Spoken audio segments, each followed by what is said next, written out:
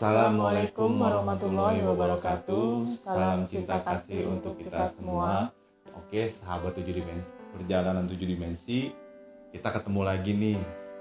Sekarang kita ngobrol santai. Kita ngobrol bicarain tentang Hari Kemerdekaan Indonesia.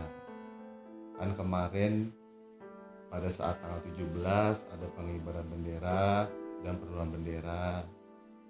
Dan pada malam harinya Bapak Presiden Jokowi melakukan renungan suci di Taman Makam Pahlawan Kalibata.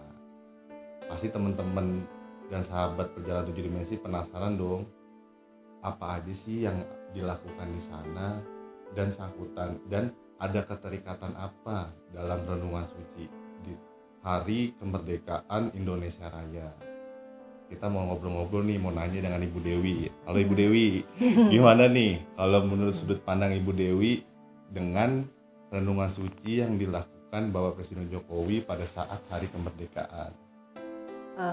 Iya, kalau menurut saya pribadi sih bagus sekali ya, karena memang kita kan harus mengenang perjuangan semua para pahlawan. Iya. Sebenarnya mungkin itu hanya simbol aja di Taman Makam Pahlawan Kalibata, tapi kan pahlawan-pahlawan kita sendiri yang mungkin dimakamkan di lokasi-lokasi lain kan banyak sekali. Betul, gitu. Mungkin betul. tersebar di seluruh Indonesia, tapi mungkin simbolisasinya Pak Presiden itu, Pak Jokowi melakukan di Taman Makam Pahlawan Kalibata. Iya, karena kan yang kita tahu kan pada saat perjuangan banyak pahlawan yang gugur tidak hanya dimakamkan di Taman Makam Pahlawan Kalibata. Ada simbol-simbol apa lagi sih pada saat renungan suci itu? Ya kalau dari sisi adab ya, dari sisi adab nasionalisme sih sebenarnya kan kita jadi mengingat terus perjuangan beliau-beliau itu, karena memang masa penjajahan yang cukup lama, ratusan tahun Indonesia ini diperjuangkan kemerdekaan itu oleh pahlawan-pahlawan kita ini kan sungguh perjuangan yang luar biasa dari sisi nasionalisme. Jadi mengingatkan kembali masyarakat Indonesia bahwa Indonesia ini untuk mencapai titik kemerdekaan itu perlu perjuangan. Iya. Dan satu sisi lain dari sisi agama sendiri kan sebenarnya mereka pahlawan-pahlawan itu kalau dari sisi agama Islam itu kan bisa dikatakan syahid ya. Iya, betul. Nah, para syuhada ini kan sebenarnya jasadnya aja yang memang dikuburkan di dalam makam, tapi kan hakikatnya kan arwahnya tetap hidup. Nah, di lain sisi juga dari sisi agama-agama yang lain itu mereka pun percaya tentang moksa atau keabadian. Iya, jadi memang kalau saya sih melihatnya para pahlawan ini hidup di keabadian ya, artinya jasadnya memang sudah tidak ada, tapi secara nama dan secara terahnya itu masih hidup. Oh, kan yang kita kenal nih seperti Presiden Republik kita pertama Bapak Insinyur Soekarno ini kan sangat melekat nih sama masyarakat Indonesia dalam bidang apapun, dari bidang keilmuan, terus pemerintahan dan segala macam lainnya. Kalau menurut sudut pandang Bu Dewi mengenai Bapak Soekarno ini seperti apa? Kalau disebutkan nama beliau tuh saya tuh kayak menganggap beliau tuh seperti bapak sendiri ya, jadi seperti maha guru, seorang ayah. Betul. Yang bijaksana gitu ya, melihat sosoknya seperti itu. Jadi ternyata beliau itu kan memang melekat sekali dengan Indonesia, karena memang proklamasi kemerdekaan pun beliau yang melakukan, Pancasila sendiri beliau yang menamakan kan gitu ya. Bahkan ada bait-bait lagu Indonesia Raya pun beliau ikut terlibat di dalam situ. Saya sih melihat sosok beliau itu sebenarnya dari sisi agama beliau itu termasuk sufi. Beliau sufi ya. Karena beliau pernah juga mengatakan bahwa waktu beliau itu benar-benar dibagi 3 seperti Rasulullah. Jadi ada waktu dengan Tuhan, ada waktu dengan rakyat, dan ada waktu untuk dirinya sendiri untuk memperkaya pengetahuan dalam rangka kepemimpinan beliau. Jadi beliau sampaikan itu bahwa memimpin itu harus dengan pengetahuan, artinya ilmu. memimpin itu harus dengan akhlak. Betul. Nah, memimpin itu harus dengan gelombang yang baik.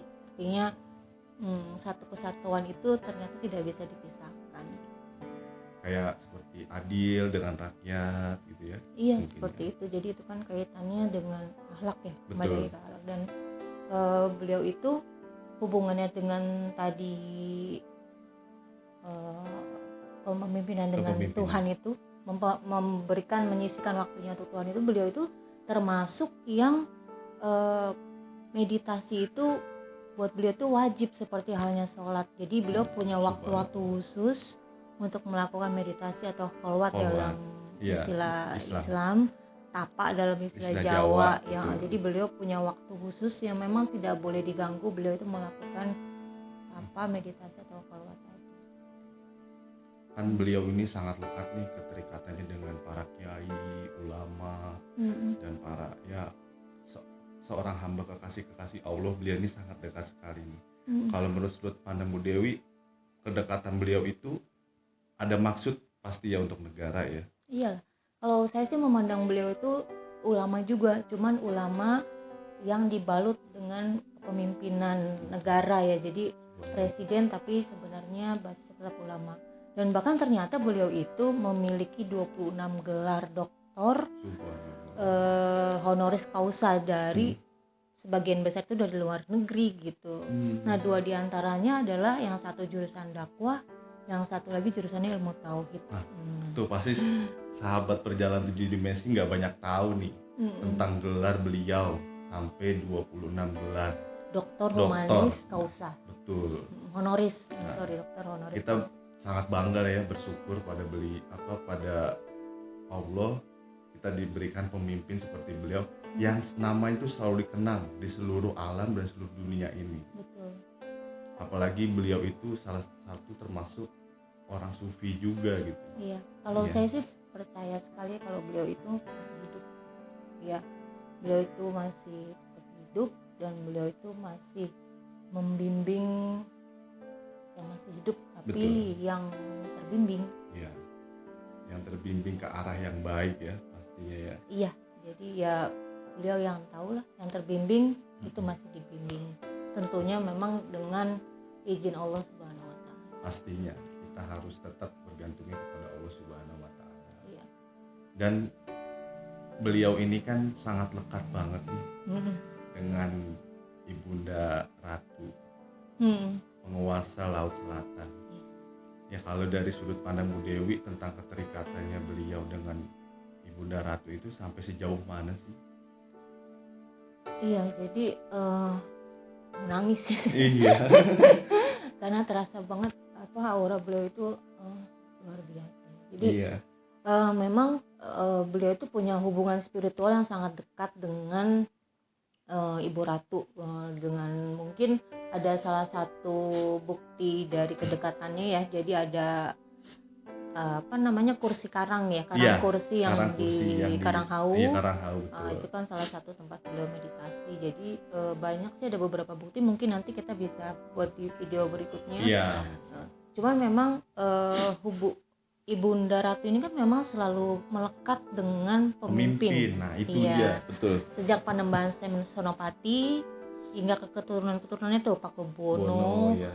Nah, saya sih meyakini bahwa dan Ibunda Ratu ini ada hubungannya juga dengan Kerajaan Kediri yang Singosari ya, di Kediri. Nah, betul.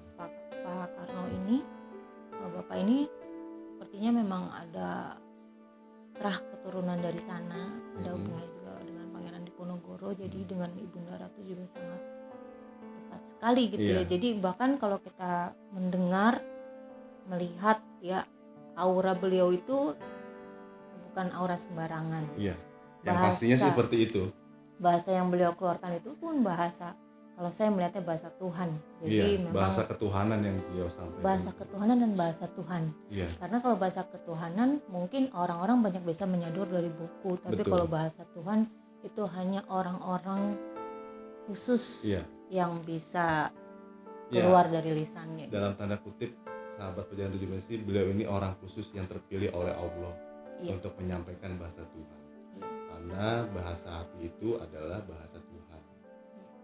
Dan yang lebih takjubnya lagi, beliau itu kan sampai digelarkan paduka dan segala macam lainnya lah. Berarti memang benar ya, ternyata beliau itu ilmunya sangat dalam sekali ya. Ya, Dari beliau itu ibarat lautan, sangat dalam, tapi beliau sempat sampaikan juga bahwa yang memusuhi beliau itu sangat banyak gitu. Iya. Tapi itu tidak mempengaruhi kecintaan beliau dengan tanah air, karena memang beliau katakan bahwa saya mencintai tanah air saya sebagaimana Rasulullah mencintai umatnya. Jadi cintaan beliau itu luar biasa sekali. Ya, yang seperti sahabat perjalanan 7 dimensi tahu kan, Rasulullah itu kan sangat cinta dengan umatnya. Dan seperti itulah beliau, Bapak Soekarno ini sangat cinta kepada rakyat Indonesia. Sampai saat ini namanya akan selalu dikenang, dan sampai kapanpun namanya akan selalu dikenang. Ya, kita sih hanya bisa berdoa, menyampaikan doa kepada beliau dan kepada para pahlawan-pahlawan. Semoga Indonesia ini akan tetap jaya, adil dan makmur, yang pastinya rukun dalam keberagaman. Betul. Bu Dewi mungkin ada pesan yang ingin disampaikan kepada sahabat perjalanan 7 dimensi? Iya, mungkin saya hanya menyampaikan pesan beliau saja kali ya. Iya. Jadi jangan sia-siakan perjuangan para pahlawan untuk menyatukan Nusantara ini dengan Bhinneka Tunggal Ikanya. Jadi jangan hal-hal kecil itu menyebabkan kita tercerai-berai. Itu aja sih. Mari kita bersatu Indonesia. Oke, sahabat 7 dimensi, sekian dulu obrolan santai kita hari ini. Kita harus terus merdeka. Yang pasti memerdekakan diri kita dari hal apapun dan dari keterikatan apapun. Bahwa sesungguhnya diri kita ini yang menguasai diri. Betul. Sekian dari saya, Fatih Baghdad dan Dewi Naraswari. Assalamualaikum warahmatullahi wabarakatuh.